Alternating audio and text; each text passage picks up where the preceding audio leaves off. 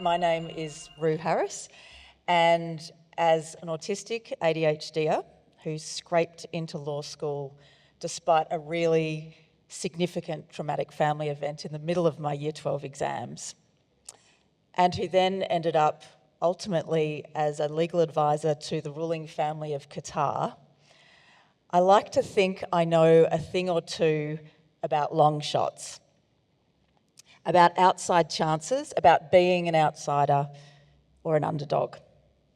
And here's the thing about outsiders. We see opportunities that others miss. So my business, venture capital, is in the business of spotting such opportunities. The next big thing, the next unicorn, the next industry-changing, disrupting, world-changing company. But for all its talk of innovation, the industry has a massive blind spot. Because while capital continues to flow to a narrow, homogenous group, we are systematically overlooking the very founders who are statistically most likely to succeed. So let's talk about that. Here's a number that I like to reel out because it does tend to shock people. It seems that 70% of unicorn startups, companies valued at over $1 billion, are founded by so-called underdog founders. This is women, immigrants, people of colour. And yet, in the case of women, all women founding teams receive just 2 to 4% of venture capital funding. Those with intersectional identities are similarly overlooked and underrepresented. But this isn't just a social issue. It's a missed financial opportunity of epic proportions. Women-led startups actually outperform. They deliver 35% higher returns, generate higher cumulative revenues, and are 2/3 more capital efficient. And yet the investment landscape remains stubbornly inequitable.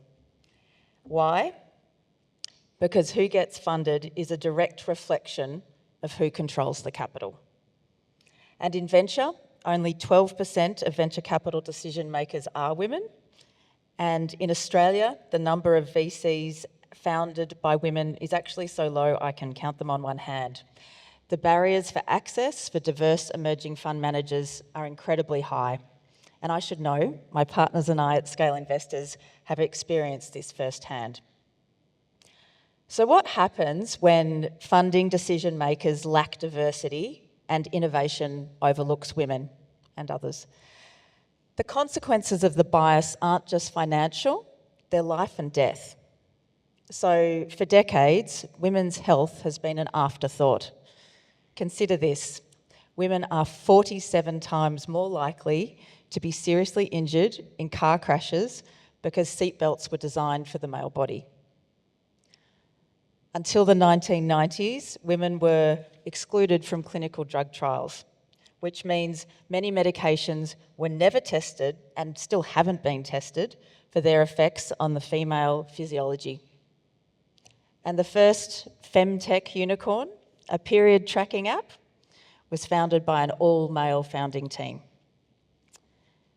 But here's what happens when we fund diverse founders, capturing their unique lived experiences. I want to take a moment to just look at Baymatov, which is a Scale Investors portfolio company. Its founder, Sarah McDonald, was a mechatronics engineer. When she had her first child, the birth went well, but with her second child, she suffered a postpartum hemorrhage, or what's called PPH, one of the leading causes of maternal mortality worldwide. In fact, a woman dies every 7 minutes from PPH. Deeply affected, Sarah didn't just accept this as her unfortunate reality. She went and got a PhD in medicine, as you do, and developed a maternal and fetal sensor, an AI-driven diagnostics platform that can predict PPH up to 9 hours before it occurs, giving doctors a really critical window for life-saving intervention. And when she registered the patents for her technology, she was able to secure de novo patent registration status. This means there was no prior art in the field. So think about that. in an industry that directly impacts half of the world's population, or arguably the whole population, given that every one of us was born, meaningful innovation had been stagnant for decades and still is. Happily though, by the time Sarah had her fourth child, she was able to use her own technology to track the risk of her PPH. And this is what happens when we invest in overlooked innovators. We unlock solutions that change and save lives, and this is why diversity in venture, in my view, must be the next big thing.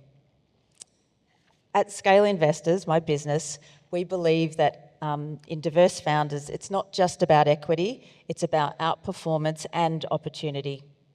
We've spent over a decade investing into women-led startups while advocating for gender lens investment and transparency more generally. We are currently raising up to $100 million seed stage venture fund to back the most promising women-led startups. We also do things differently, as outsiders often do. We like to call it UFEM, or our unique founder engagement methodology, where unlike traditional venture models, we take a highly relational and human-centred approach to venture capital. Whether we invest or not, we seek to truly serve our founders. We want to connect you to investors, advisors, and capital, because we know that one warm introduction can be the difference between a breakthrough and a company that never gets off the ground. But we're not here for charity. We are here ultimately for returns, and our exits include a 38 times return in 4 years, a NASDAQ listing, and a whole stack of companies that are currently tracking at 2 times money on invested capital, proving that this isn't just good ethics, it's actually really good business. So we're standing at a turning point. Boston Consulting Group found that if we invested in women entrepreneurs at the same rate as men, we'd see a $5 trillion global economic uplift. We can't afford to leave this opportunity on the table any longer. So here's my challenge to you. If you're an investor or a funder, or perhaps a super fund, diversify who you back. If you're a founder, challenge who gets to decide what's investable. Demand diversity metrics from your venture funder, and seek investors who genuinely care about DEI and aren't in the business of pinkwashing. Because the future of venture capital, which is really the future of innovation, depends on unlocking new talent, new markets, and new solutions. And that starts when we bet on long shots. Thank you.